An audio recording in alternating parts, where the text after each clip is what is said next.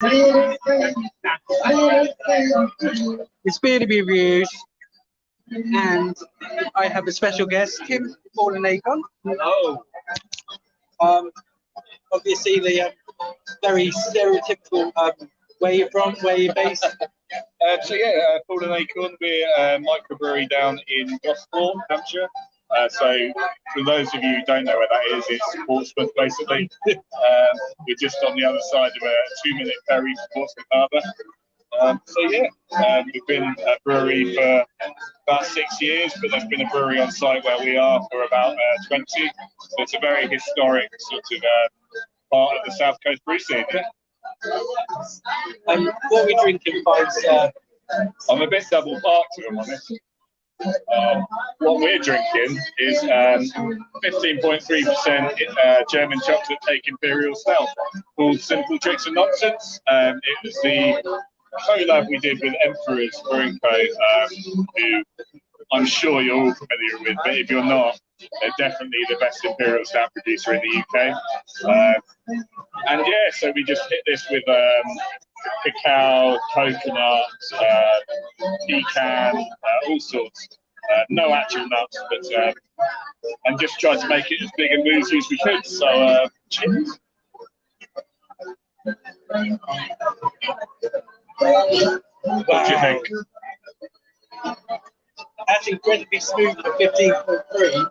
Yeah, it's something we've set out from the off, I think, especially with impies and with tippers, is to try and make the as big as we can. Well, dippers, tippers, but as big and boozy as we can, without that harshness. I mean, it's like crafting artisan spirits or anything like that. You don't want that burn on your throat. So if you can try and make them drink like they're 4%, but taste like they're 8%, and they're 15%, happy days. Yeah. That's good. It's tasting good. Mouthfeel is nice and thick. The thing with the mouthfeel is you lose a bit of mouthfeel the higher up the ABV chain you get, and this is probably a bit of a misconception with a lot of people, but the stronger you get, the bigger and thicker the mouthfeel should be. Actually, over 12%, you're probably going to start losing stuff because the amount of you're losing that sugar in the body. It's trying to push it so much. We're pleased with how thick and sort of oily this came out for the ABV. But we get a lot of people comparing it to our 12% beers and going, "Oh, I expected it to be bigger," which is the opposite, really. But yeah, it's nice, slick, it's easy. We'll probably get a bit more thick, creamy body on our lower ABV stuff, and then it gets a bit more thick and oily. But yeah, so no carbonation whatsoever. Well, a beer like this. But yeah, I get to finally meet you. It's been a while. We've been overdue this beer, and cheers anyway. So. And also, feel free to ask any questions at all. Shoot them in. Seriously, because we're just going to be talking about music, everything and anything. Yeah. And while we're having this amazing beer, I know we're counting right now sitting in the glass for me. I'd say I'm jealous of the venue as well, because I've been to Belgium and booed in Southampton, but to be so close to either of them, we don't have anything down our way like this, and especially not in Gosport, so it's a brilliant venue. Yeah, I've only been here twice. This is the second time I've been here. The first time was 2 weeks ago. And stood at my garage. Oh, yeah. And my favourite beer is Marriage Parfait. Oh, Marriage Parfait. I mean, that's two. Garage are an amazing brewery, but they're an absolute nightmare in the best way possible. But so Garage met Northern Monk when I was working up there, and they just like to buy constantly. So we were having all nervous about our opening weekend, and all trying to rush around, make sure everything was done, and they're just going, "Should we just get fucked up?" We go, "Well, yeah, why else do you go and start a brewery in Spain?" They went, "Well, if we can sit on the beach beautiful sunshine, drinking our own beer. Who wouldn't want to do that? But no, Boone, Marriage Parfait is one of those beautifully complex. The older it gets, the better it gets. It's a classic. I'm glad you said that because I'm getting Steve, the owner of this place. He's going to be, hopefully, if you're watching this, Steve, he's ordering big bottles of Marriage Parfait so I can lay them down for when I get married. 100% want to lay down. Because I'm not going to drink champagne on my wedding day. Fuck that shit. I hate the shit. No, I'm with you. I think that replaces champagne at weddings and parties. It is the champagne and beer. I mean, I've got a load of Drayton Tynan, Armand and Gaston, which just tucked away and stuff like that. Absolutely beautiful beer again. But, it's just not widely. Be my mates from my local. First beer that I had by marriage was I forgot Yuzu Sunrise Brwwery. Red. I don't know what Yuzu and raspberry are sour. Yuzu is a weird flavour. Yeah, they layered it. And the lime was near enough bigger than Omapolo's. Well, Omapolo was doing soft serve, so. Oh yeah. I mean, I know it's a gimmick and it's been done a lot now, but I still can't get it. I think that Omnipolo really nailed what to me the crux of beer is. That it doesn't really matter if you like it or you don't, or what your opinion of beer itself is, because taste is subjective, so that's irrelevant. I think what they nail is the beer should be fun, and people forget that beer should be fun, and that's no different if you drink bitter or if you drink a 15.3% pastry stout, or if you drink something fruity, US style concoction. Do you have the same view with like Tiny Rebel? To be honest, like I remember when I was getting into beer that Tiny Rebel were one of the best cask, especially cask breweries in the country. I think the reason Tiny Rebel get a little bit of a raw feel is because the stuff that they try when they're trying to be fun doesn't go far enough or just makes little sense. And when you know how good they are as brewers, it's a little bit of a confusing image. I mean, but a lot of brewers fall foul of it too, and I don't mean they do it on purpose, but Northern Monk are another really good example of some amazing brewers who have been rinsed on social media lately because they've tried to have fun with beer, and people have gone, well, what are you doing? I just want you to brew your amazingly good stuff all the time. So I do think it's a little bit harsh on both those breweries. That said, I kind of get when people know how well they can brew, they go, well, why are you doing this? Omnipolo, I haven't really had any boring beers by them that I particularly like. When they do an IPA or do a pale, it's not that good. When they do something crazy, it's amazing. So I think you get judged on how good you are in general. But yeah, I don't know. Tiny Rebel, bacon and beer makes sense when Omnipolo do it, because the bacon gives you the smokiness, that sort of slightly meaty barbecue stuff underneath the Western Road Pepsi Stout. Ham's just crap bacon. I don't know. Maybe they get a raw deal, but that beer was probably fair play. And we haven't done anything quite on that level yet. Not to say our pilot list is full of terrible ideas. There's National Pickle Day at some point, and we were looking at a pickleback stout, sour, and we held on that idea, so it might still come out. Yeah, I just ask, is these people in the comments, I've had worse. Is that a Shields reference? What reference? Shields, the band Shields.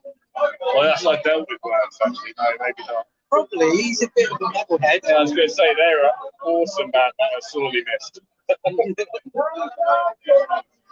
Yeah, if you watch his reviews, he does like not just beer, he does food, he does some weird shit that he picks up B&M?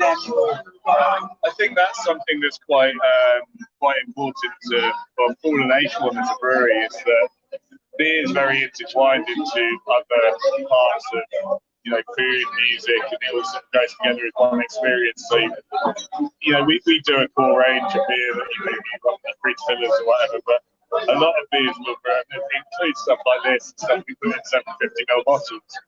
We sort of want people to buy some of our specials where they treat it more like an experience, where they'll get some food and some friends around and pair it.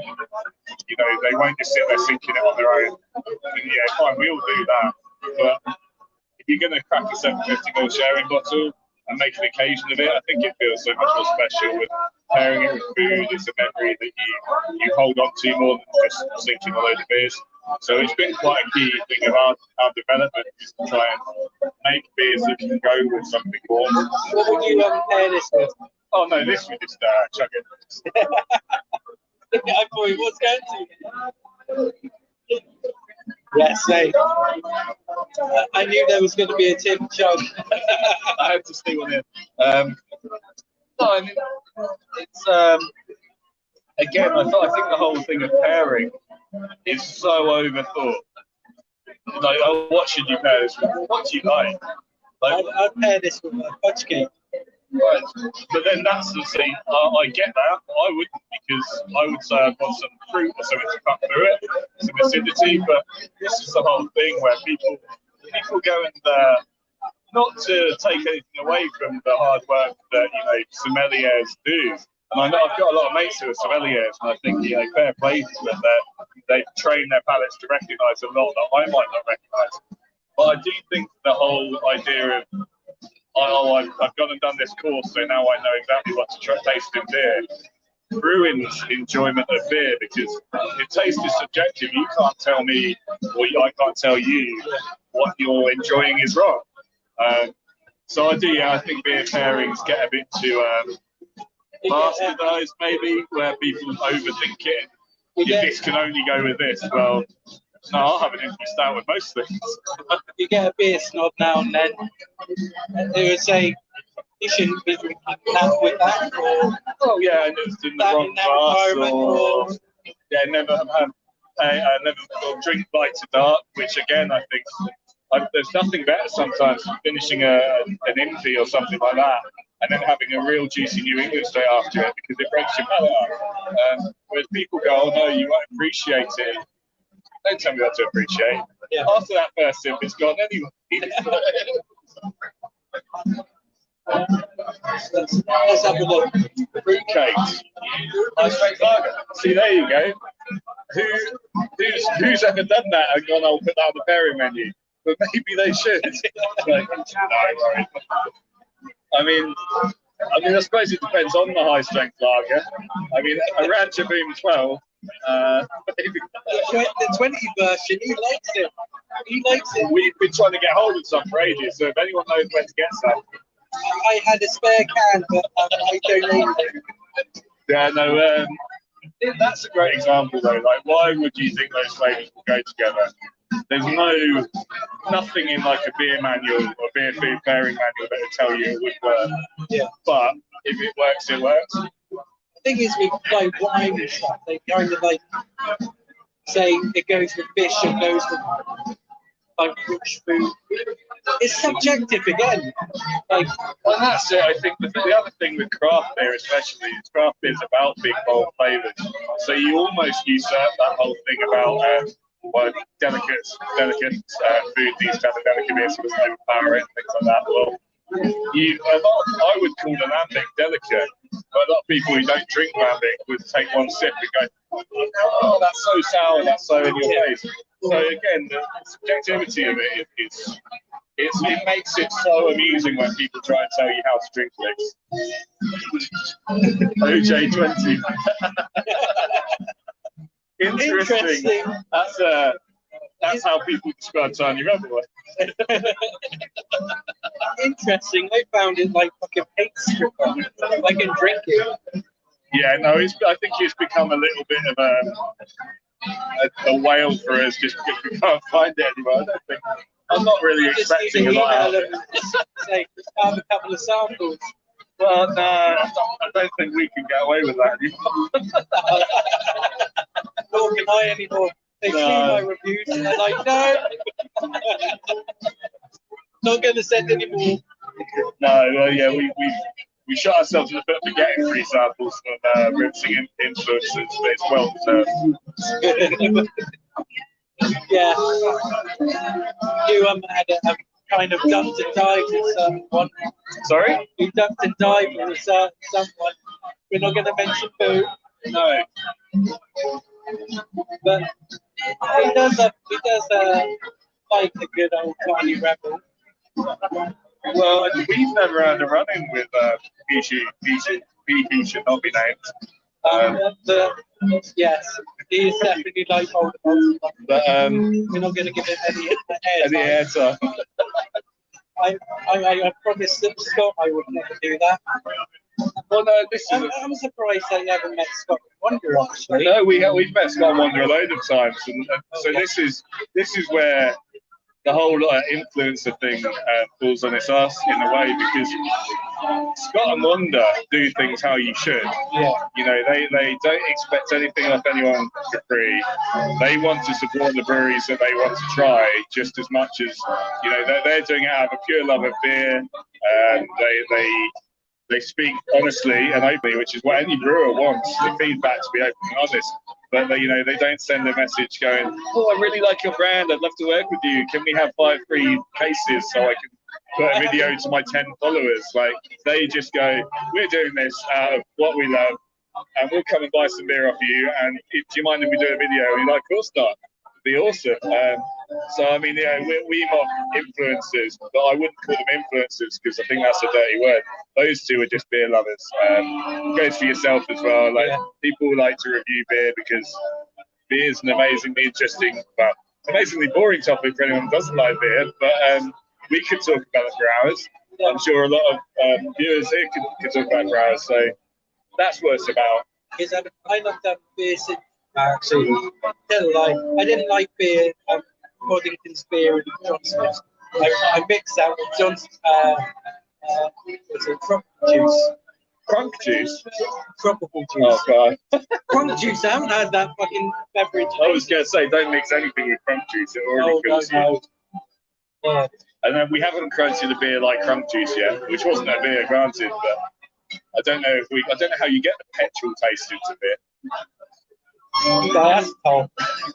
No, this was, I mean, crunk juice, diacetyl wouldn't even touched it. You wouldn't have even noticed diacetyl if we made it beer crunk juice. It just tasted like petrol and grape juice. I remember trying it, the watermelon one. I don't remember trying it, and that sums it up. Oh, no. But that could be probably said of that, to be fair. I tell you something, the more it warms up, it tastes like a brownie. Yeah, there's a lot of complex flavors in it. So I mean, German chocolate cake is it's quite a hard thing to put into beer because obviously it's got a lot of layered flavors where they're all fighting against each other to be the most prominent. So it's an American cake, despite the name, which is, you know, layered milk dark and white chocolate, which is slightly hard to get into beer. The white chocolate, it's not really a thing. But you know, between the malts and some cacao and some chilacca, a few different bits, we've managed to get a chocolate layered. Coconut, we just toasted a load of flakes at different levels. And we don't use any nuts in the brewery. It's the only thing I refuse to use. Everything else we try and make sure we just use authentically, you know, proper ingredients. We don't like to put like artificial flavorings or anything in. So the only thing we do use anything that's like an extract for is nuts.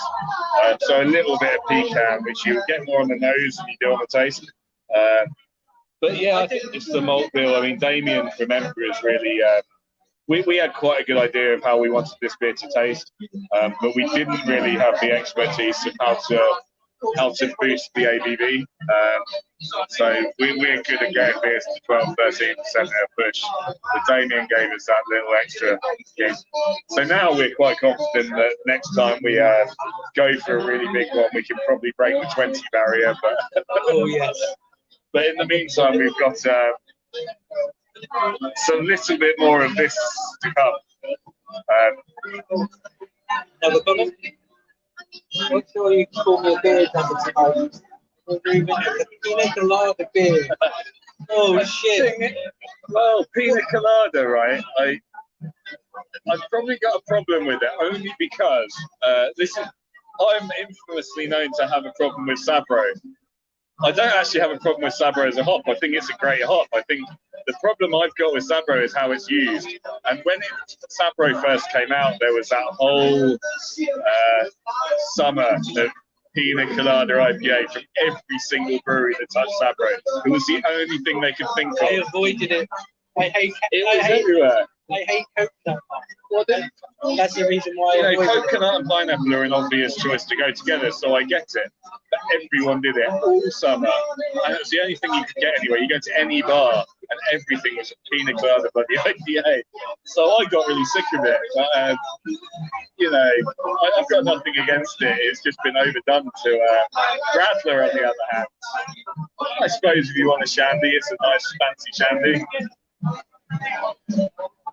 I got to be honest, if I've got to drink crap lager, my go-to is a shandy or a top. What lager though? If I have to drink a crap one, Red Stripe at Gigs. Oh yeah, that's a good shout. Carling for me. Oh no, Carling I can't. I have to. In terms of macro lager, Star of Brahman's all right. I macro Penabria. Not having. The thing is, I find it almost unexcusable these days. But unless you're going into a chain,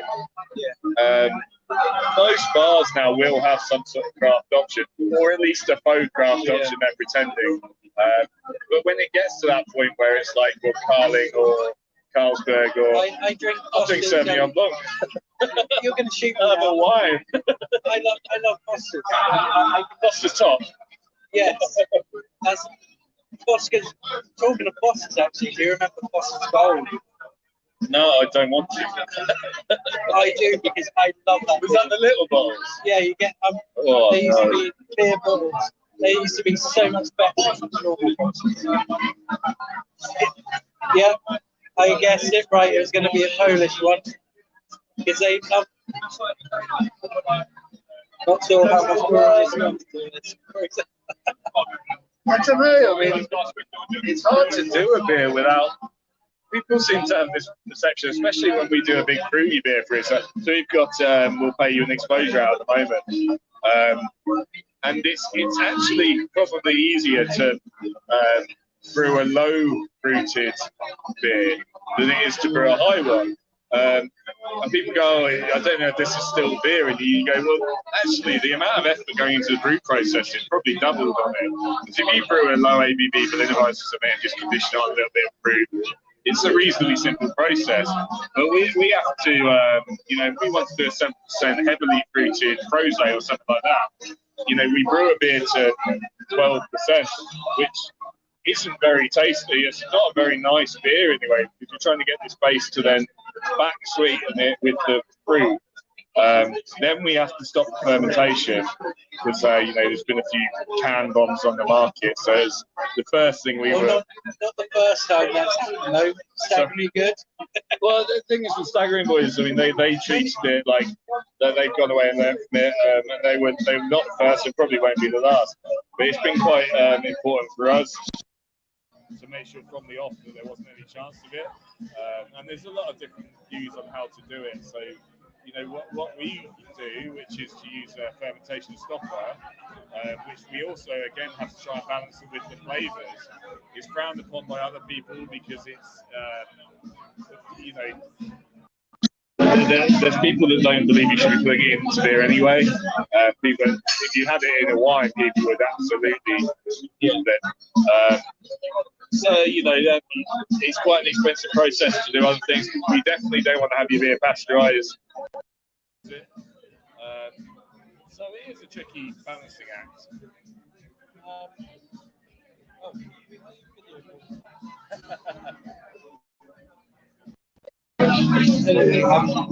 After this, I'll be showcasing your traditional side. Yeah. I mean, that to us is just as important as our craft stuff, really. If I go off,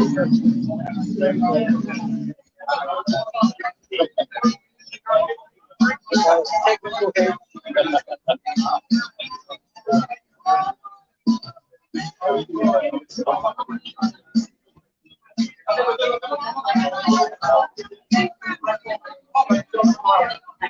Sorry, right this way around.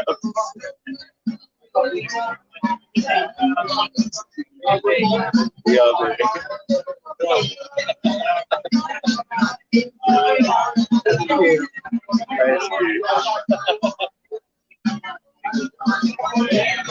Right, let's see if we can. Sorry about that.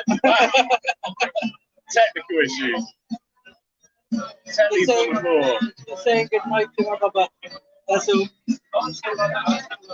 So that name number 4 is the most interesting mainstream lager I've ever tried. Ever had it.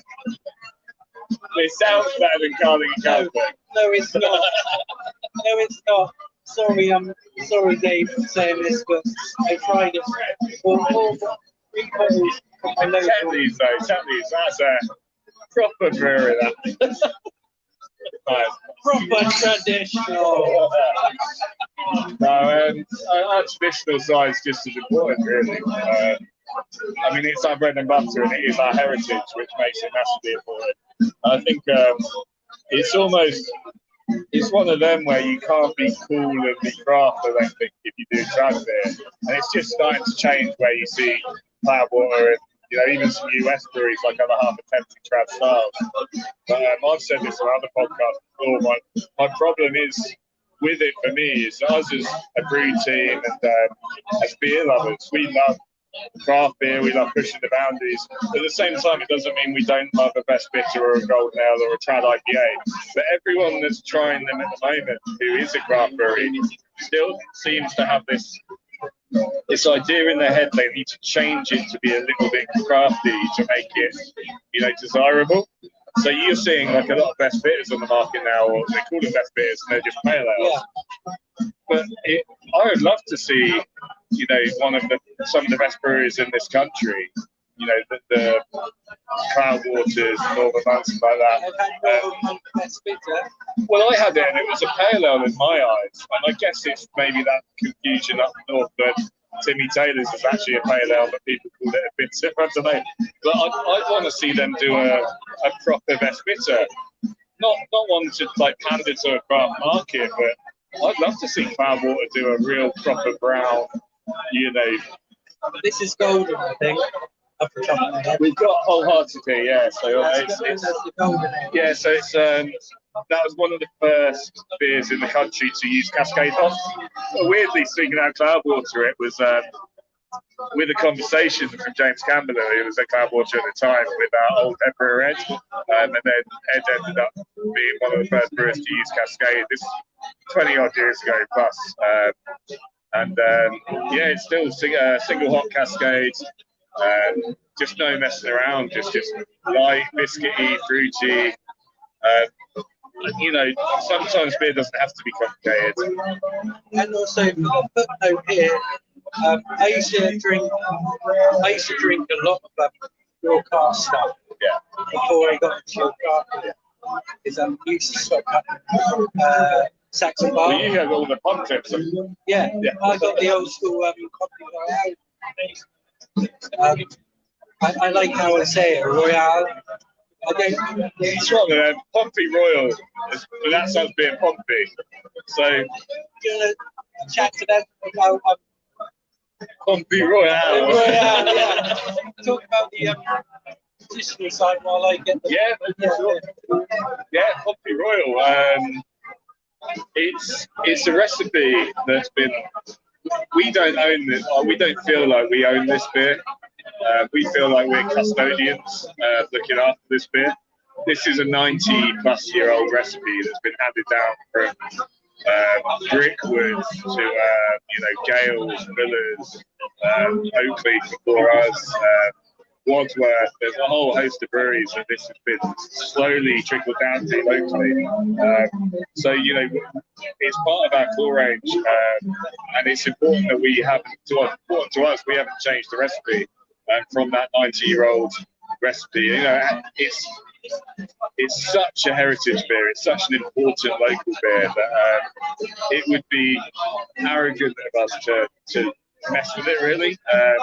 So and the other thing it does is it keeps at least that side of the trad stuff as trad as possible. We're not trying to craft it up and make it chewed up. It's as traditional as you can get, really, which is brilliant because that side of brewing shouldn't be forgotten about. I think fast beers slowly changing. Hopefully, it means it will have a little resurgence, but it's important to us to keep this beer, especially as trad as it can. And we have fun with casks. We have all sorts of different ones. I mean, Wholehearted here is a good example of. It almost looks like it's been served with sparkler. That. Yeah, I think it has been. That'll be interesting, actually, because Wholehearted's one of those. It's actually a bright beer. It's just got through a sparkler.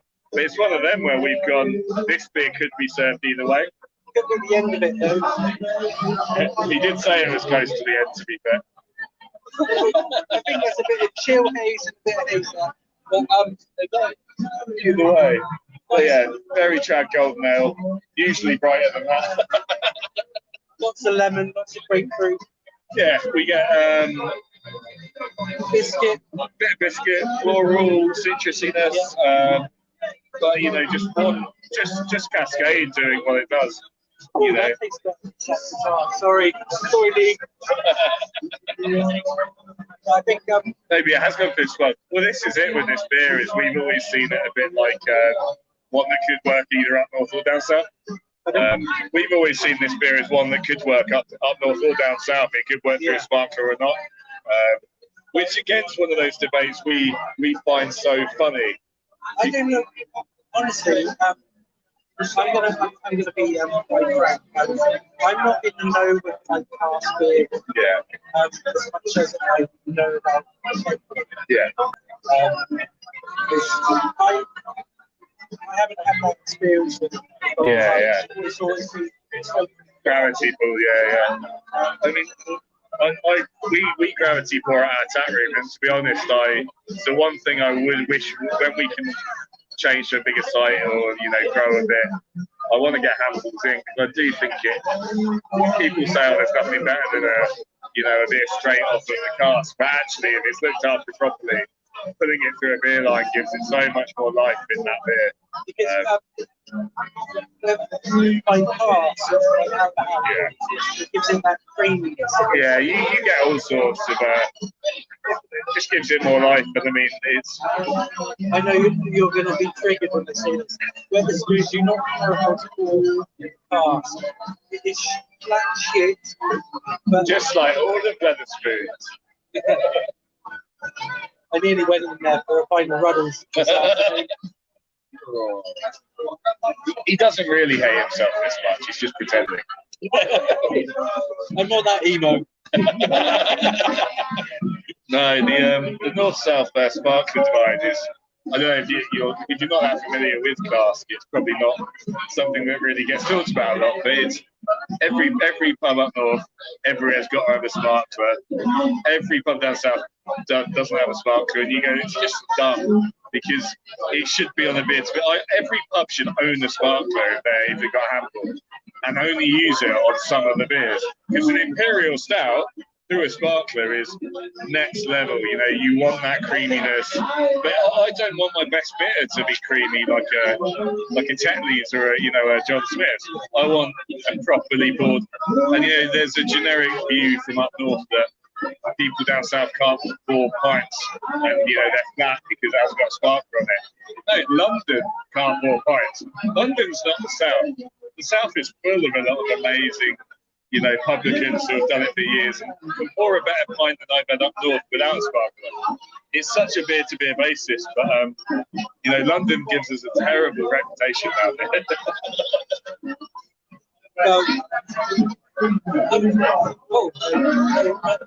Well, there was Scotland there. Yeah, I've never been to London for a past beer yet. Only went there to Brwwery. That was a fucking experience. I'm gutted that festival's gone. I'm gutted that they did what they did. To be fair, I think people can still go. Few reasonably. Like when I was there before, there was no like kind of tension. Polo and Mervyn were there. The biggest like. I think the thing with I've had this. I've had this conversation quite a lot, and you know, to the point that I did a blog on our website about, you know, selling out. Does it matter? Are we all just being snobby? The crux of it, the number one problem is that the beer suffers, and I think anyone that denies that, either never had the beer before or is lying to themselves, then that's the number one problem. And the number two problem is. So I'm not someone that thinks that, you know, having a stepping stone is a bad thing. There has to be, in fact, there has to be a place in the market for macro beer, because without it, you know, places like this that are like a craft, you know, the hidden secret, suddenly just become lager bars, and you know, you've got to have a balance. If every pub was a craft pub, craft wouldn't exist. Quality was something. The whole point of craft was an answer to the terrible mainstream churned out stuff in the market. If craft becomes the mainstream, that's the problem. And the problem there is that those big breweries sell out, Beavertown or your Magic Rock or your Camden, but then they try and still use the word craft to represent their products, which are massively worsened. You know, recipes become done by accountants, not brewers. Oh God, Christmas music started. Kill me now. I just hate this fucking thing. Because it did, right. Okay. Go back to that point, yeah. So there's got to be a space in the market. About that. Yeah. There's got to be a space in the market for macro. That's 100%. But it devalues craft beer as a premium product for Camden now and Beavertown. If you can get onto the Full Naked website and look at the blog, there is an article that says, what's the problem with just being snobby? And the photo on there sums up everything that's wrong with these sellouts. And it's a picture of Gamma Ray from before and after the sellout. And it is not, you can't even claim it's changed a tiny bit. It's a different beer. Yeah, it is. You know, it's one's beautifully thick New England style hazy. One looks like, well, no, it looks like that. And that's being generous, because actually it's quite brighter. And bloody hell. Bloody hell used to be Chip top. one of my favourite beers. Same. And actually, they ruined it before the sellout, and it was probably one of those where you could see something was about to happen. But I remember everyone used to, in the same way that they used to view, say, the Yellow Belly yearly release, or you know, Putties sort of view, Troubles, or and I never really jumped on with that. I did at the time. I think it's a weird one, because some beers last the test of time. I think Putty at the time, when I first started drinking, had Berlin, I had Putty, and it blew my mind. I think now there's enough other New England on the market and that sort of style where it's, you know, Infinity Vortex on the other hand is a real good example of a beer that's lasted the test of time, and if anything has got better with it, because it's so impressive it still stands up against it when everyone's now had other half monkish regularly. Like, so I mean, yeah, Putty had a really good place for a really good time. It was a really valuable beer, but I think it's just it's a bit too green for my liking, I think. One thing that you and like really, and like obviously you know my interactive Bruno's beer reviews.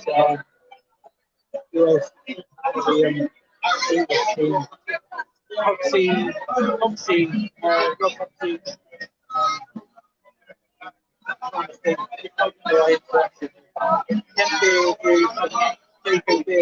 they all loved Burden 3 years ago. I was like, I've only had a cold. I'm not that impressed.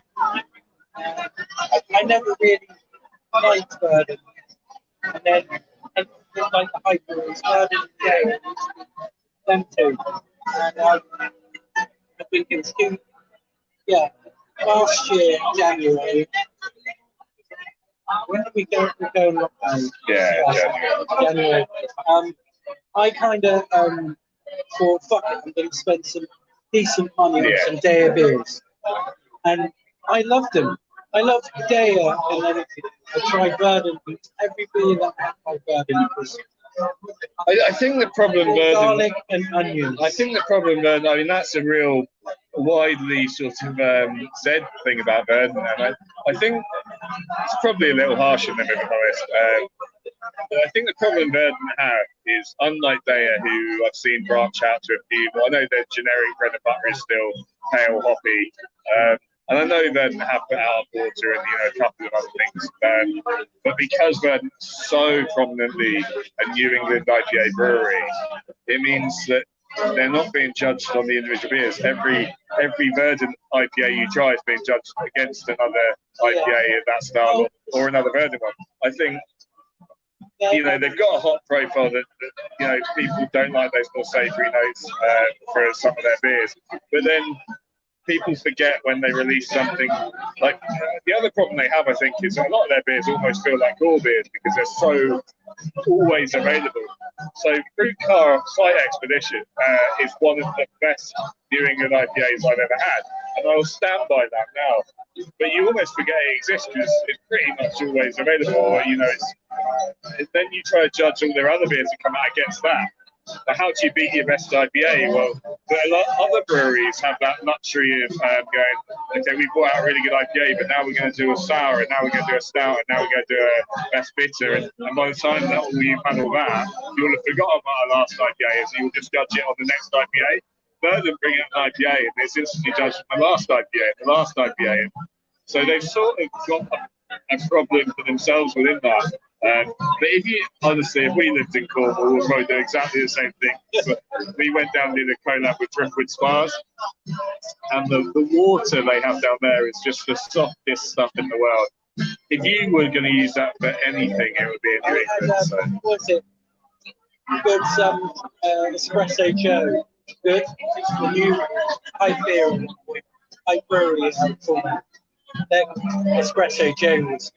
It's like you look at Pipeline as well. We popped in and said hi to them, and lovely guy that tried a couple of their cans, and just how soft these New Englands are.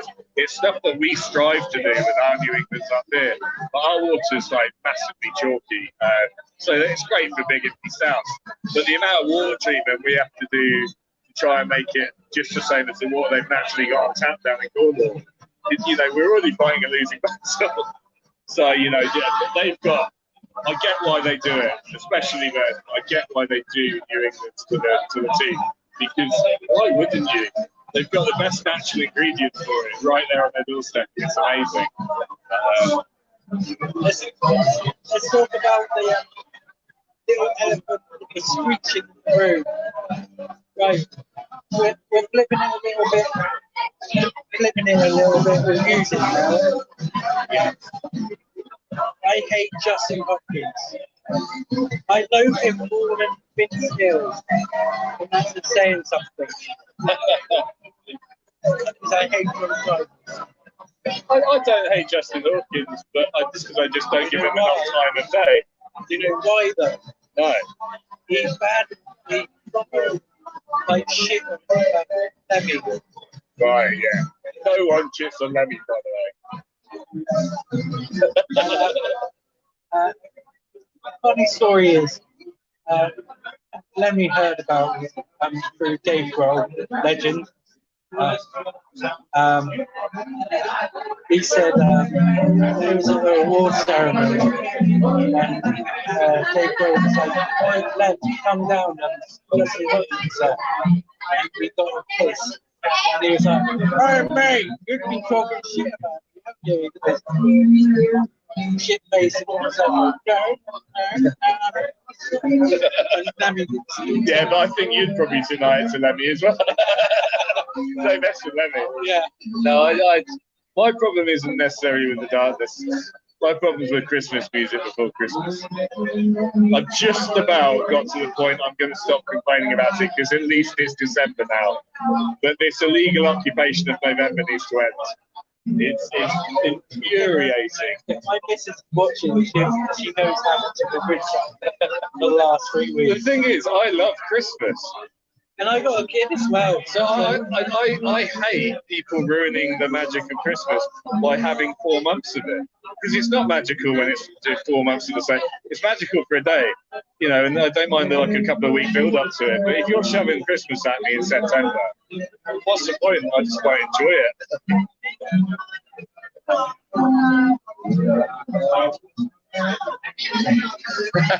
It's probably good that you couldn't hear that last rant.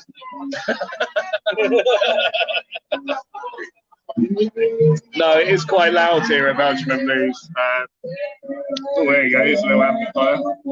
It is quite loud here tonight, it's pretty busy. I don't have a microphone.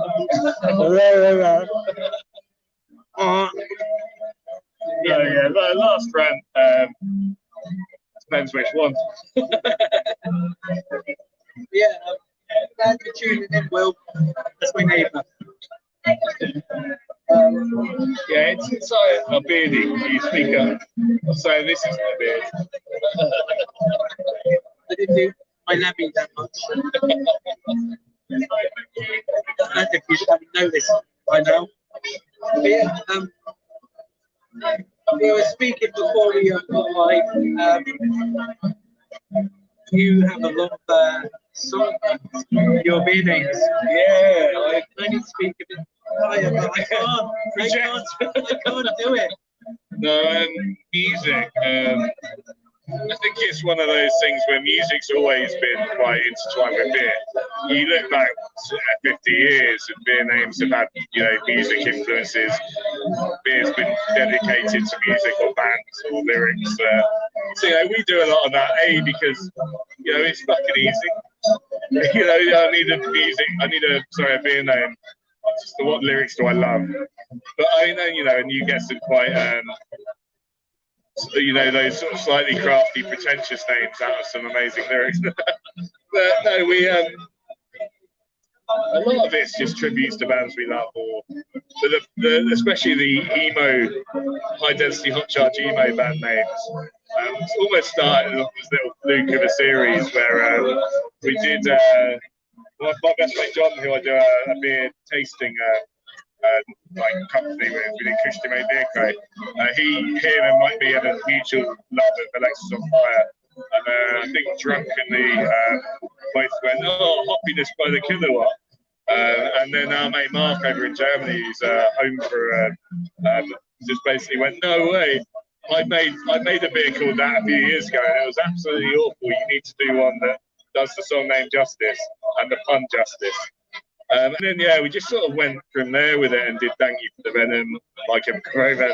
I love that beer, slowly becoming like an emo-themed Identity Hot Charge, but with a beer pun chucked in. So the trouble with doing the beer pun chucked into it is that you struggle to think of any new ones, because, you know, anyone can come up with some lyrics from a band you love and go, tribute this beer to this band, or but having to throw a beer pun into it.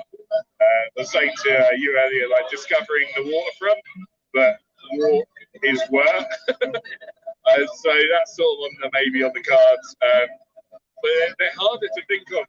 A lot of our beer names, we, apart from the music ones, most of our beer names are just getting drunk and finding some bit money.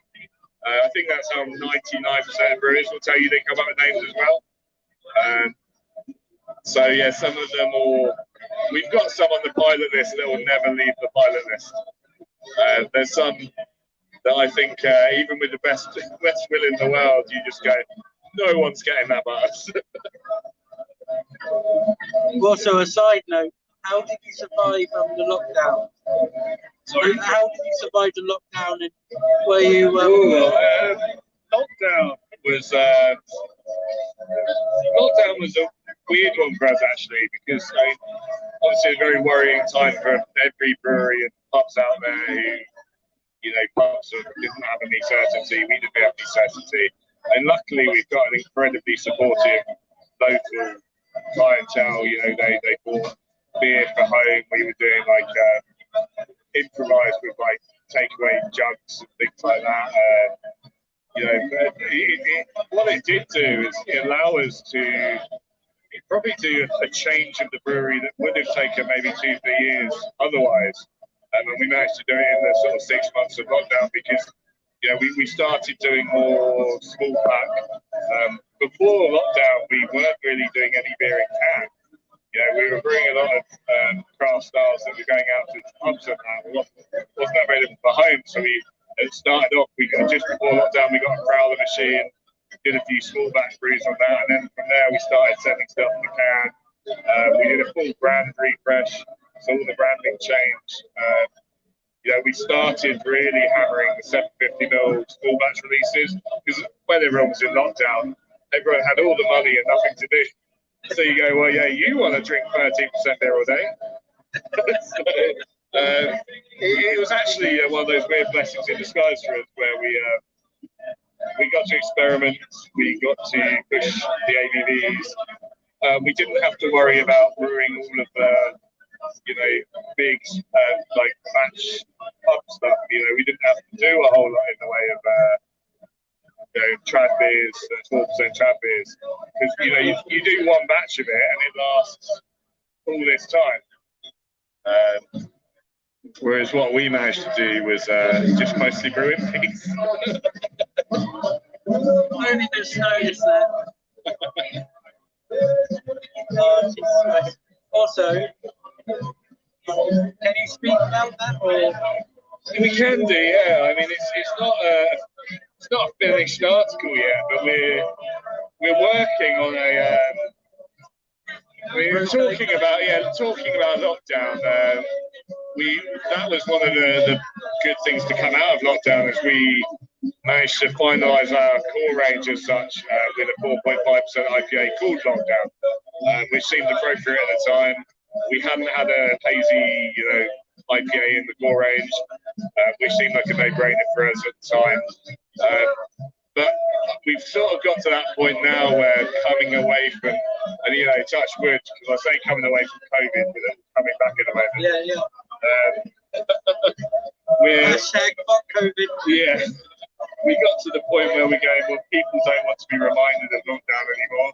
So we are looking at potentially a replacement for sometime in the start of next year, which will be a very similar beer. It'll be same as sort of ABV, same sort of hop profile really, but just something we can, Lockdown is a beer we love, great sessionable beer, but we wanted to try and maybe make it more of a New England 4.5%. And at the moment, it had a bit of everything. It had a bit of light grassiness, citrusy, tropical.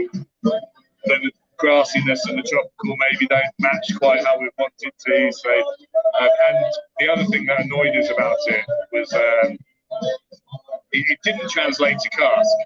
And for us, for essentially our flagship IPA, that would be part of the core range, we'd really wanted something that would be able to be bought on both keg and cask. Just to show that there shouldn't be a breach, there shouldn't be like a gap. It should just be beer. It's just a different dispense method. It shouldn't be like camera against craft, or It reminds me of a conversation I had with a local brewery called Drop the Anchor. Yeah, good boys, those. Like Drop the Anchor. Okay. Neil said to me, it doesn't matter what dispense it is, it's just the same beer. And that's it. Some beers suit a different dispense more, which is fine. We do an awful lot of keg impy. Actually, my favourite dispenser in impy is cask all the way. You know, there's certain beers that will never see it. I'm still convinced I will never enjoy a best bitter on keg, no matter how many breweries try. But, you know, Whole Heart is a good example. Our Golden Ale, there's one bar in Gosport that sells it on keg. It's the only bar we sell it to on keg. But to go in and try it, Expedition IPA is pretty tasty. We tried that on keg, it doesn't work. Because you need that, I think you need the temperature, the lower carbonation. It really brings out the IBUs. So you'd never want a trad IPA to not be big and bitter and punchy. A lot of people try a trad IPA now, but what's bad is the fact that people prefer New England don't do a trad IPA. But it's just about trying them out and seeing what works. I mean, cask hazy pale or IPA or can be mind-blowing. I mean, Faith by Northern Monk is an amazing beer on keg, but on cask it's a completely different beast. But a lot of people have never tried it on cask. It's absolutely brilliant on cask. I've been begging to try and get some Steady Rolling Man on cask today, just because I don't know, but I want some. I want to try it in cask. You know, there's some that you just question and go, why not? I mean, you go to Belgium, they've got lambics on cask. Straight from an oak barrel. No, I've seen some. You get all sorts. Our next to do is probably to try and do one of our massively fruited beers on cask. Put that through a sparkler and send it to Cameron. One thing I like about sours, like fruited sours, I like the white wine variations. Yeah, I think white wine barrel aging is underrated. Because you get the tannins from the white wine. Yeah. And I fucking love it. I obviously, I'm not drinking 6 bottles of wine. Saving for Christmas. My white wine of choice is going to be a Sauvignon Blanc or Pinot Noir. Yeah. I'm certainly on a Malbec for me, but I get Pinotage maybe. But white wines especially, yes. No, Pinot Grigio. Oh, yeah. I don't drink red wine that much. Only 1990 uprising. That stuff is gorgeous, but white wine in general, it's fruity. I find Chardonnay a bit more fuller, a bit more bitter. But I think my problem is that the only white wine barrels you can seem to find are Chardonnay barrels. I guess for barrel aging it makes a little bit of sense, but I think if you were doing when we're talking about sours in that aspect, I mean, that's probably the one thing we want to do more of, and don't really have the capacity to do at the moment, because kettle sours, we do some very small batch sours. We did like a couple of tea series or tea infused sours, and that was good. I mean, we don't consider the frosés sours. We purposely market them as frosés because we want to make people know that they're fruited beers, not sour beers. Talking of rosés, did you ever try Beavertown's rosé? Sublime. I don't like a rosé, but it took a lot from the barrel aging process. Like, it had strawberries, it had kiwi. I can imagine like that would work quite nicely, but again, I think it wouldn't work. But annoyingly, our capacity means we're limited to how much we can put out in terms of fruited beer. I think so. The frosé is a big American-style sweet. It's loosely based on the phrase of rosé, and it's sweet, fruity, and thick. But actually, what we'd love to be able to do is do a lot more actual sour beer. Be it kettle sour, or what we really want to do, we started to experiment a little bit with is wild and mixed firm beers and things like that. They're the ones that really suit those white wine barrels. Will you be using The youth stream is my name. When I see, I love it when I see this is a British sound. Like I did that. I mean, Brett's. Yeah, Brett will be massive. I mean, for us, we've done a few experiments. We had one that Ed, our old head brewer, had done called Etu Brew, which unfortunately has some fermentation issues. So we. Is it Etu? Yeah, but unfortunately the rebrew of it had some over fermentation issues in the bottle, so that was problem. We had done a Bretted version of that, which we stuck into what is cherry, but no, it's gone off the top of my head. But yeah, we've started to do some new ones where we're doing a series called your Darcel Saison, which is basically sour saison, then aged on sort of oat chips and things like that. But we're going to, a bit of a lactobacillus and then Brett. Because, lactobacillus, you get the sourness and a bit of complexity, but Brett adds a whole new level of complexity, as you've been told many times. But no, Brett's one of those where, when you have it in an IPA, you might go, why the hell have you done this? But you want it in those wild beers. It's more than just dry. I mean, people say it's dry woodiness, but there's so much more complexity to Brett. This is so hard to keep a straight face there to you.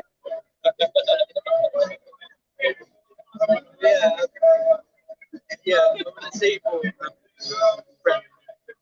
Beers, but anyway, they're looking a bit empty.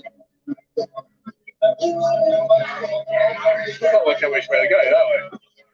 I don't know why it's mirrored though. It's a shame we can't do that. We're in Belgium and Blues on this table like Wetherspoon's at.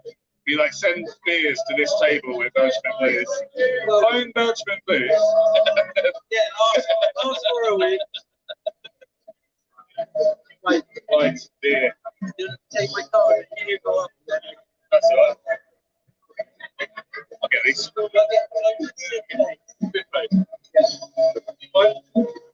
get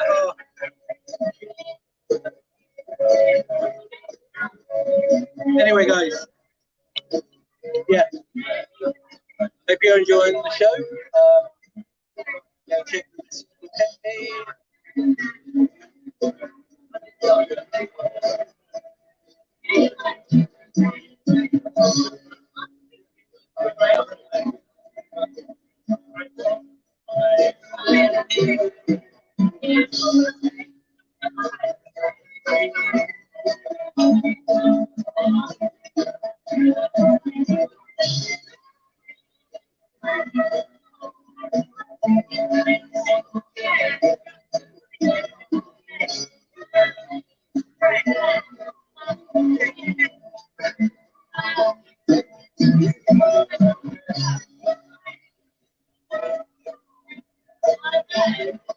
Oh, yeah.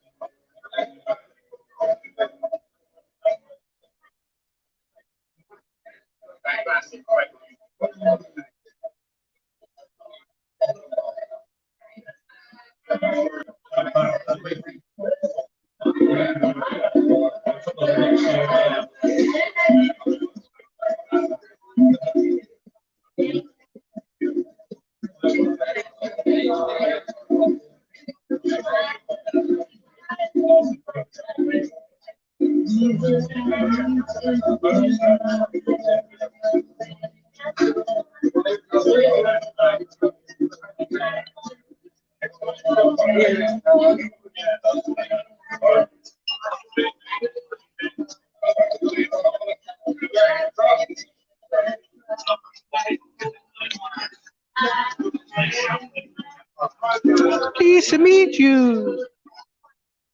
Prefer the Guns N' Roses. Yeah.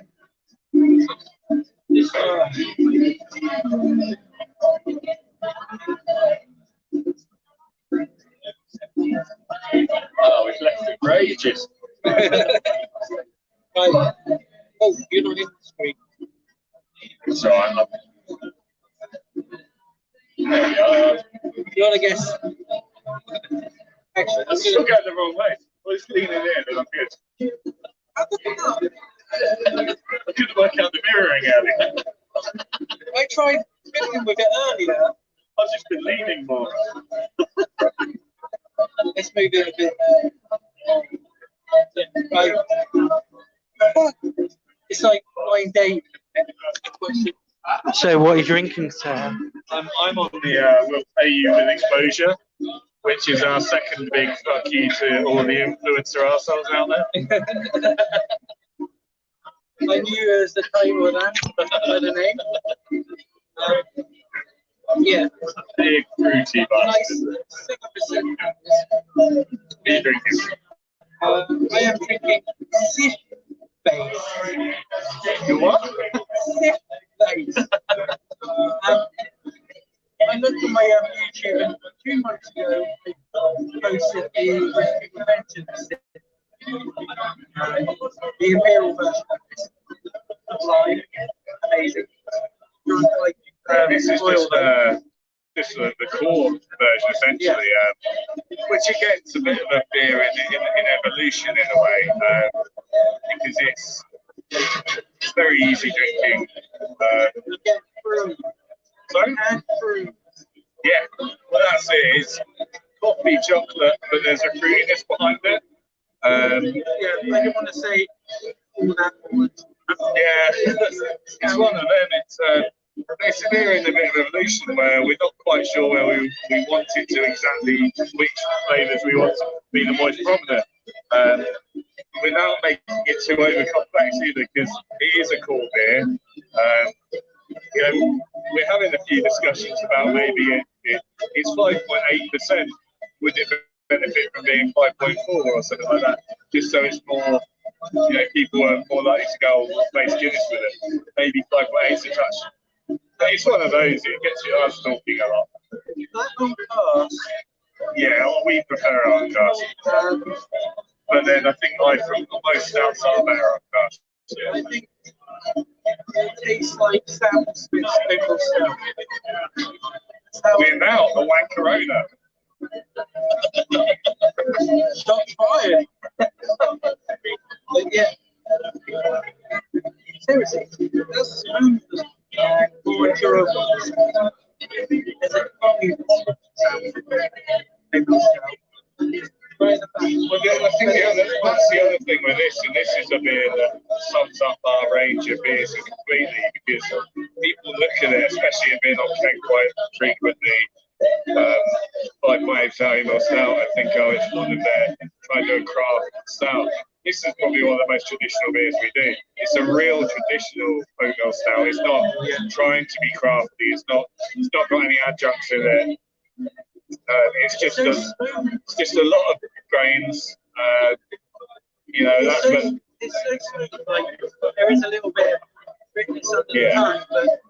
And I think that this is important to stop it just, you know, we have the same thing with quite a few of our beers where we think a tiny bit of bitterness really makes it a better beer. I mean, obviously, I don't agree with that saying it's New England or something, because it's meant to be as smooth as it Your favourite style? Right, no, Impy or lambic. But no, I think a little bit of bitterness just lifts beers. Especially, like, even some of our bigger stouts have quite high IBUs because without it, it'd just be sweetness overload. And some brewers, I think, forget to do that. Is that Off the top of my head, I want to say Puggles. I'm not 100% for Sithed Faced actually, because we hardly brew it. It's such a long-standing bit. I can have a look for you actually, but I mean, well, the one thing with hops is very.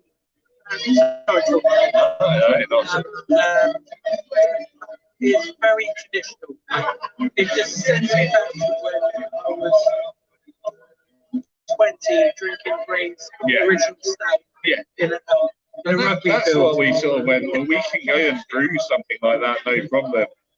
But we don't want it to be, more than that. Because there's something people forget in beer, is that those beers that they got introduced to beer through, which for a lot of our generation, I'd assume, were...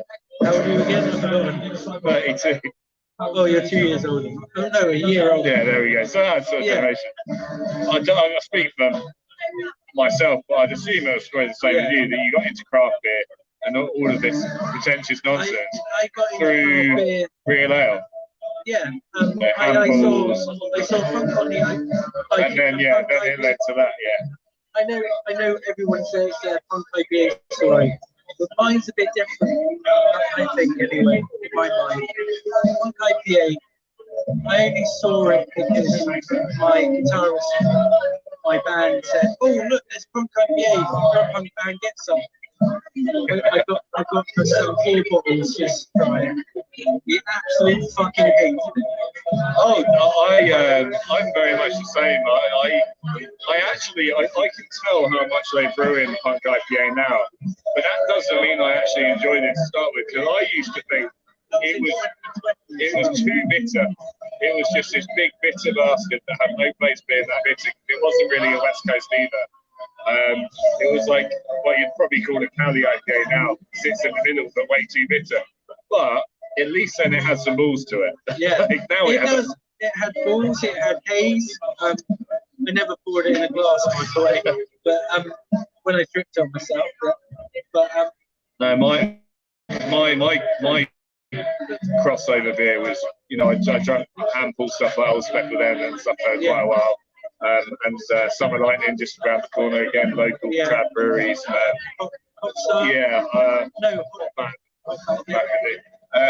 But then it was Kona Big Wave, which is another one that's sold out and ruined what they used to have, an amazing beer, which is now tastes like nothing. But those crossovers, it goes back to what I was saying earlier about Beavertown. That's still a place in the market. Just be honest about what you are. Like everyone's got their craft beer journey brewed on. But for me, it was very much just a kind of thing with my band. Sometimes that's all it takes, and this is why we're quite keen to do band influences stuff, because it connects to very important passions of ours. Who doesn't want to be when you're like maybe that rabbi or something? No. You drink a lot of crap beer on tour. Yeah, a lot of crap beer on tour. The beer time you played at Apple one year. I love the Anvil. What a venue. If you were saying I would say this is say I'm not going out. Yeah. Probably for the best, because last time we were at the Anvil was £1 shots or something like that. I seem to remember. It used to be Baker bombs. Yeah, they were the ones. No, the Anvil's a brilliant venue, but it's another one where it seems something we'd quite like to break if we can. Talking about the crap beer and music venue. But talking of Anvil, no, I just felt thinking I had signal to check. I was going to say, to cut in, but I was saying, like, crap beer and music venues, but there's one venue in Leeds that we played ages ago, and they've just got an amazing and I've had a mind slip of what the venue's name is. But it's this brilliant venue in Leeds. It's just got a whole. You're from Leeds, so you constantly know. Well, I'm from all over the place. That's the thing. You know Cassius. Cassius. They did a. Oh no, yeah. Band. They did a single called Wonders Revealed. Yeah, no, I know you. Yeah. They support the lake when they were down there. Yes, of course. Yeah, no, I didn't. That's why I know. No, I say I'm from. I was born on the Isle of Man, so my whole. Actually, there is a subscriber called Slurpee. Nice. He's from the. I was born in Douglas, and then spent my whole life going north, south, all over. So, but no, yeah, no, it's good to see. He's watching. He's probably on the slurp somewhere. Well, it's good to see some craft finally getting to the island, actually, because weird small world, but our old Deborah Eds moved to the Isle of Man. So, yeah, I moved down there and he fucked up. He drinks a lot of, that brewery? Bushes. Yeah, they're the main brewery. Oh, that's where it's at now, actually. So, but there's a very small... JW Leeds as well. JW Leeds? They're a brewery I wish weren't supportive of the small brewers doing exchanges, because I like that beer. What, JW Leeds? Yeah, well, they're one of many out there. That's one beer that I used to drink for a start. Yeah. Because it was 95p in Nosense. And it was the tastiest fucking beer, no any beer. I didn't know that. It's so good. I used to buy like 10 bottles. Drink it, play my bass. I think you can't beat a cheap beer from time to time, but it's one of them where I think, especially since I've gone from the pub side to the brewery side, it's the one thing that is really outstanding in the industry now is that there isn't a fair price point, I don't think, for brewers, farmers, distros, suppliers, everyone to get a fair cut along the way. And so everyone's moaning about the price of beer going up, but actually beer is probably undervalued in a little way. And the biggest problem with is that supermarkets, because they're already winning in beer duty. They sell enough other stuff they can loss lead. So as much as it's great for us to grab a load of 95p cans or whatever, it's so bad for the industry. And I think you can do that now. Tesco, I'm looking at you. And that's stop it, well. Tesco, and put it in fridges. Oh yes, do the Aussie way. Put it in fridges. Unless it's bottle condition, get it in the fridge. Yeah. I think they should do it anyway, because in Australia they put it in fridges. I mean, it's warmer in Australia, granted, but I think I think it should be just. The thing is, it's about the length of shelf life of a product being extended well.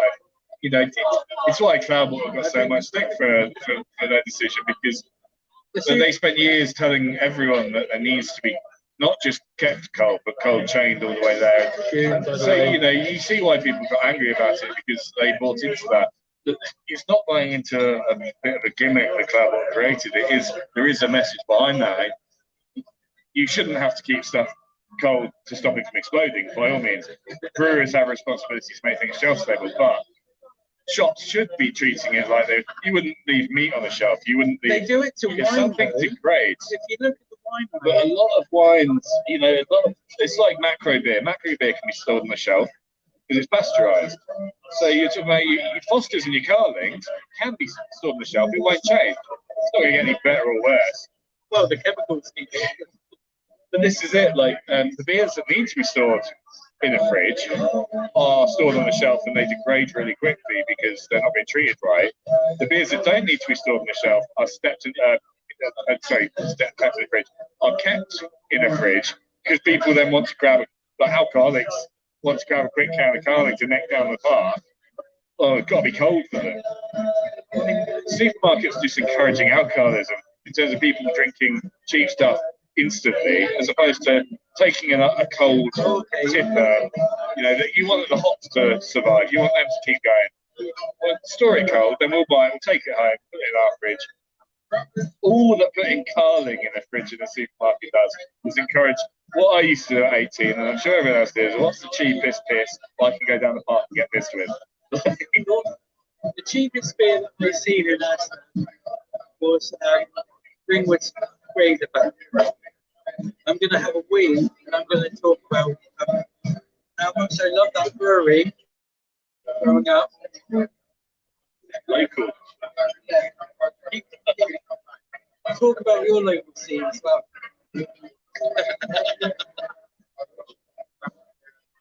That's still a cab app now. There we go. Yeah, my local scene. To be fair, when I started in beer, started in pubs, we had a good local beer scene, but was very trad. You know, Oakham, Langhams, in there, Arundel, all very good breweries, but very very trad. So when I worked at Fuller's for 5-6 years. We're taking over Gales locally. There's a very good trad local scene around, but in terms of craft, we were really far behind. When I ran the best and busiest craft bar in Portsmouth, just before I moved up to Top of Monk, I thought I knew quite a lot about craft beer. And within the first week, I found out quite instantly I was well behind. But we've been lucky now that I think the south has caught up with the north. To an extent, even overtaken it in places that we've now got staggeringly good, Maki, Arundel are doing craft now, Unity are down the road, Beak, Phantom are all local. And there's new breweries opening up time, like with Powder Monkey and Gospel just opened, and you know, Mark Bear's a really passionate beer enthusiast. So the south has changed quite drastically in the last 3 or 4 years. So local scene's amazing now. And it's not just trad. You still got trad breweries, Irvings. You got some crossovers like that. There's a lot around Portsmouth. And then coming even down this way, you know, you've got several breweries here. So yeah, I think the south has really championed itself with craft beer lately, which we didn't have 5 years ago. Anyway, he's lost it. He's lost it. This is our little mic stand. Improvised mic stand. Hello. My dog is my friend. Echo. Play you again. The acoustics in that glass is spot on.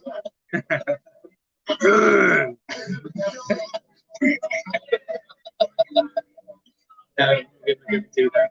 I really can't do it. I haven't done that in years. And last time I did it, Give us a free. Anyway, yeah, Ringwood. Yeah, don't eat. Why are they so fucking bastardized? I think I'm pretty sure they're another that got a buyout.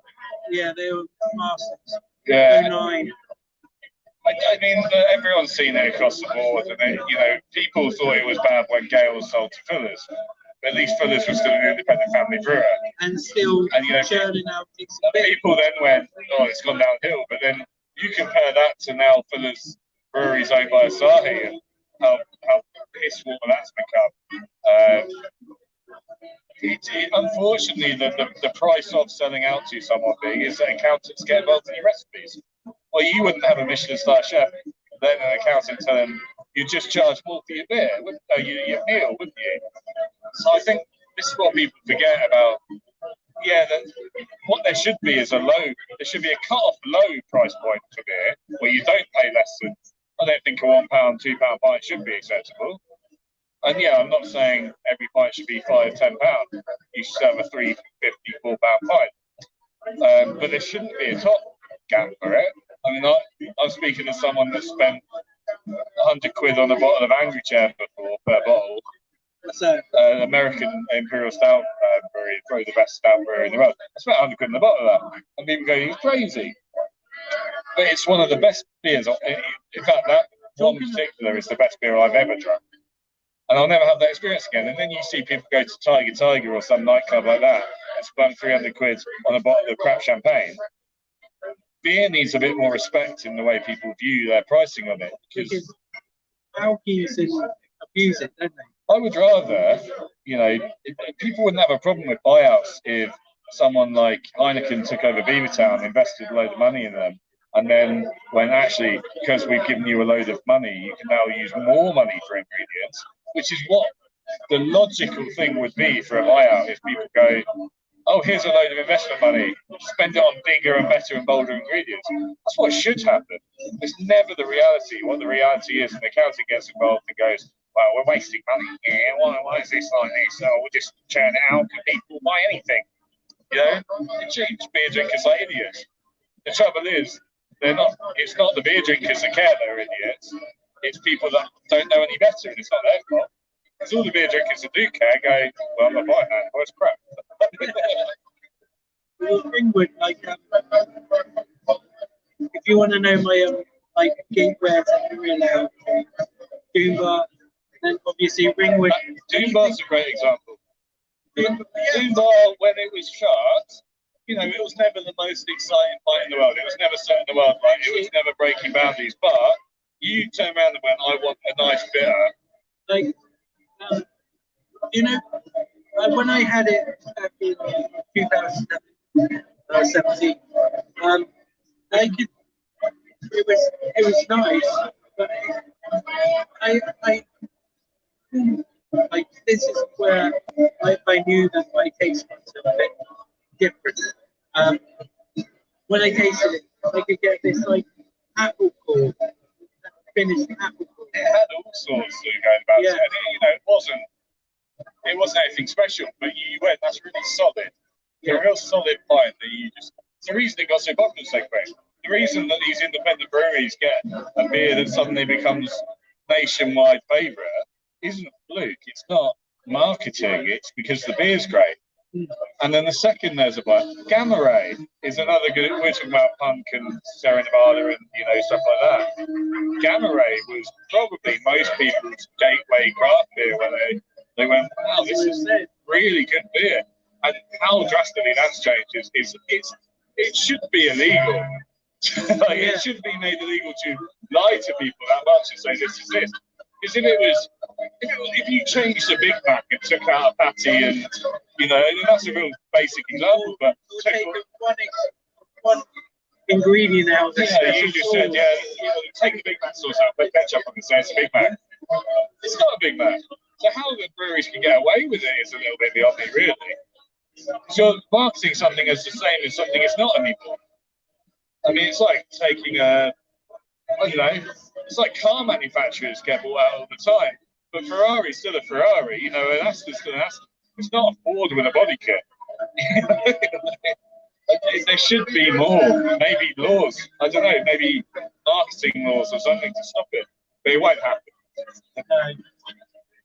But yeah, Ringwood are a great example of that. Mate. All I can say is, I think I think I've got to mention this before in one of my beers of the year. I'm not kissing your ass or anything. I've said that my favourite cask is either All Acorn 6-penny 1 year, just because they've been good and they make appearance in my local all the time. There's one bar called the Saxon Bar. I mentioned many times.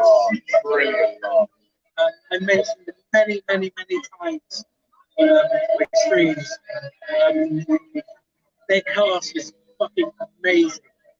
And when they've fallen Acorn, I fucking love Ombi Royale. I think that's what you need. Is you need bars that are passionate about cask enough to care about it. It's not as simple as chucking a big peg on. It does require a bit of care and attention. And cask beer is just as important to us as anything else we produce. We've had a lot of local camera drama a little bit. And there's a local camera group, which I won't say which group, just to save the extra drama. But no, but we basically got told by a few people to our faces, by random camera members, that we don't brew cask beer anymore, or we don't care about cask beer. Even though it's ridiculous, we don't even brew it anymore. Simply because we also do other stuff, like we do fruity stuff, or there seems to be this weird mindset that if you do one, you can't do the other. You can't do craft and cask. It's ridiculous. You can't do trad and craft. It's absolutely insane. And then it's almost more insulting to the history of Oakleaf before Ford and Acorn, because we found a picture of Ed from 20 years ago where he sat drinking something that's hazier than any New England I've seen. And this was 20 years ago before hazy was a thing. And he won all the camera awards through that era. But as soon as he left, we were told we changed recipes. We don't change recipes that are out, unless they're ones that we haven't said.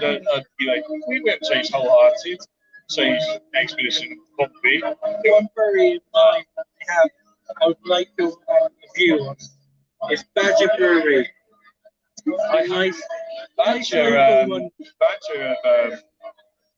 They've got some really solid trad beers.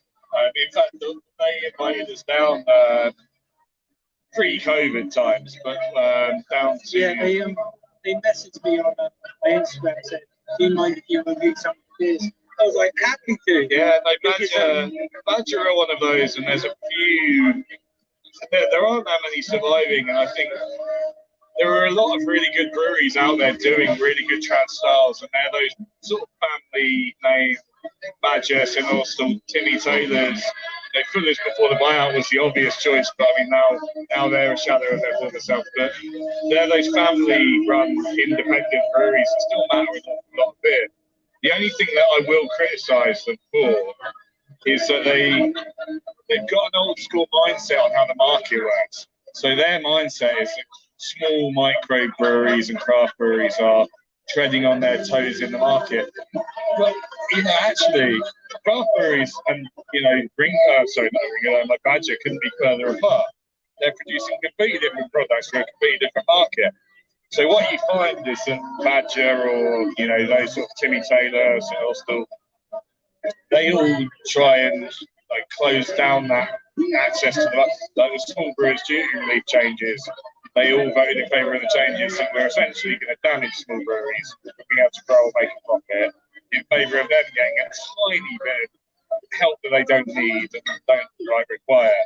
If they were to work more with craft breweries, we could bring everyone back to being one united, beer front, where people can love cask beer and craft beer all together. You can like a lager and a bitter, you can like an impy stout and a pastry stout and a golden ale. That's what we need, is more unity from these big influential breweries to stop going, oh, these small breweries are taking our market, and actually start going, they're not at all. Let's work with them and create something really special. I'd love to do a beer with Badger or St. Austell or something like that. One beer that surprised me with that, talking over you, is their Brwwery. I haven't tried. Is that the stronger one? No, it's no, that's what it's saying. I didn't like that. It's grassy and dank. I say dank, it's like mossy kind of. Yeah. DJ. Okay.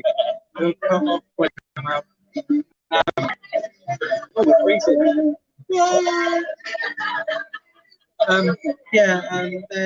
Tropical Ferret. That's actually really nice. I've always, because they produce Rio. Well, yeah, that's such a naturally obvious. This is what I mean. If we do stuff like this, the big fruity. Oh, I thought you were going to throw that at me then.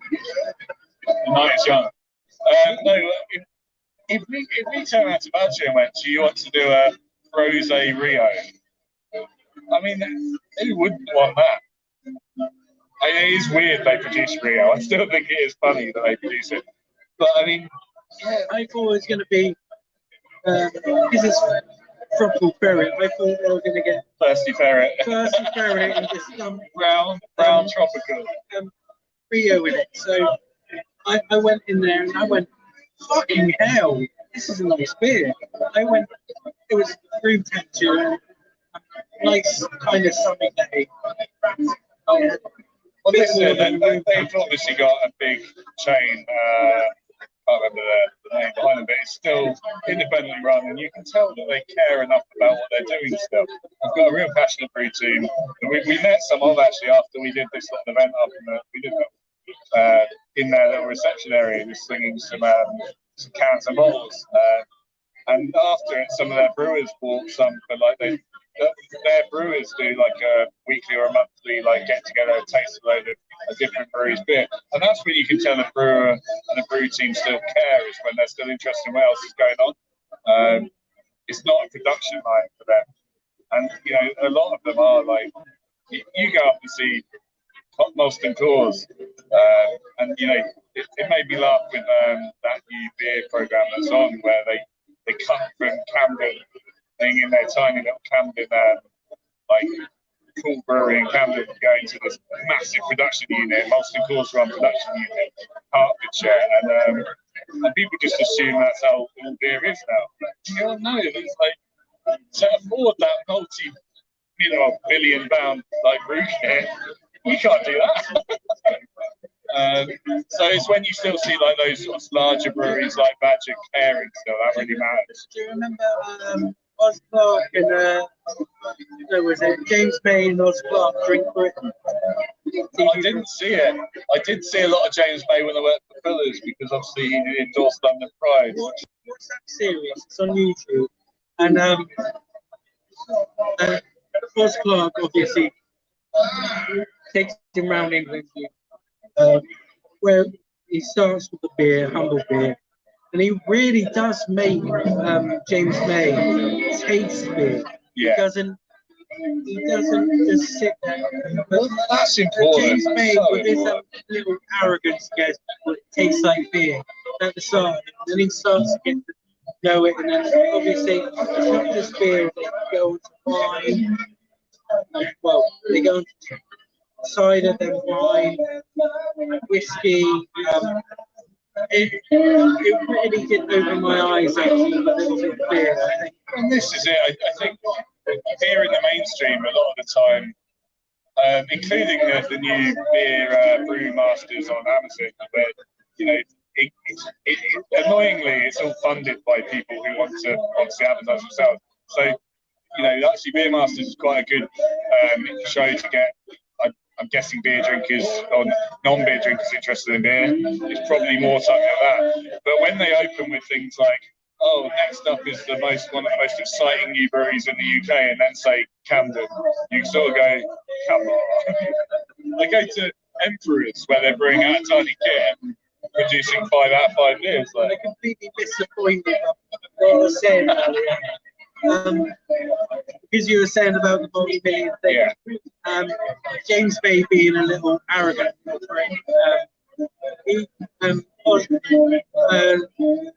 Clark took him to a microbrewery where they're like in the backyard, like digging the water, cement grain and stuff like that.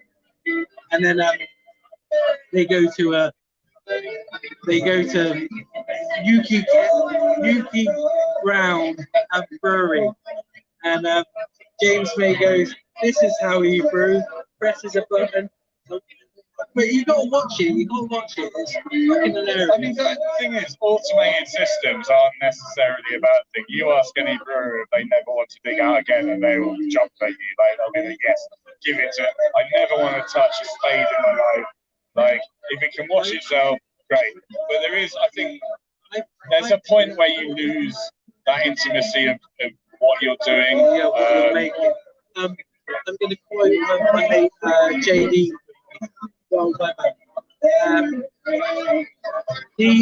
He brewed a beer. I can't remember what it was off the top of my head.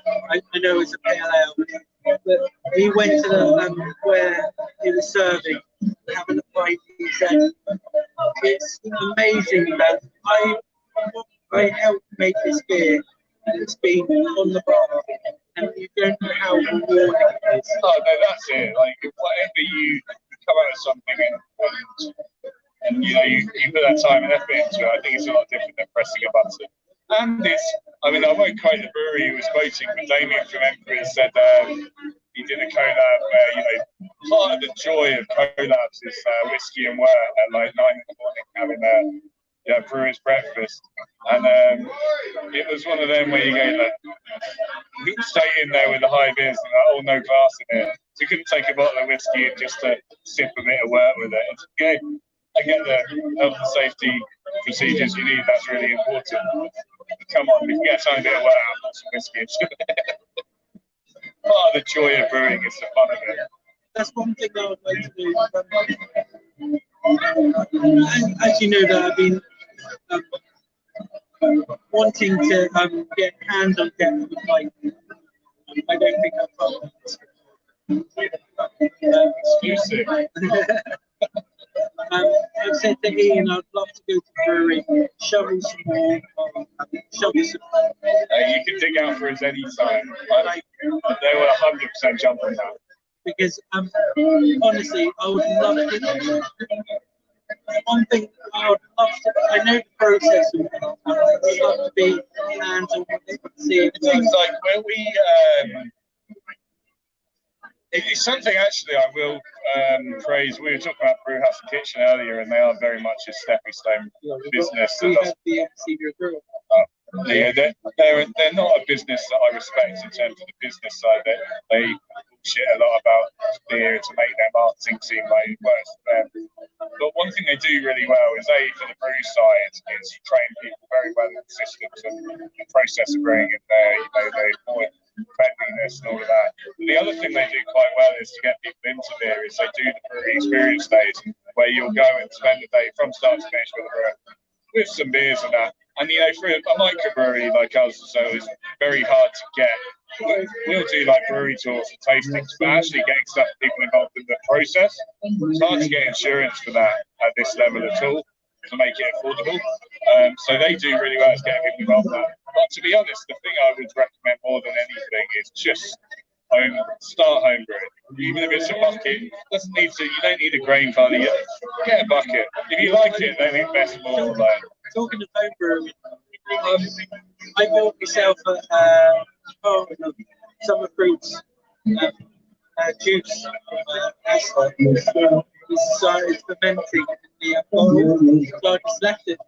I don't think it counts as brewing, but I know, but I brewed before a rhubarb cider. That turned out really well. The person I gave it to said it's really nice. I didn't add zero caffeine.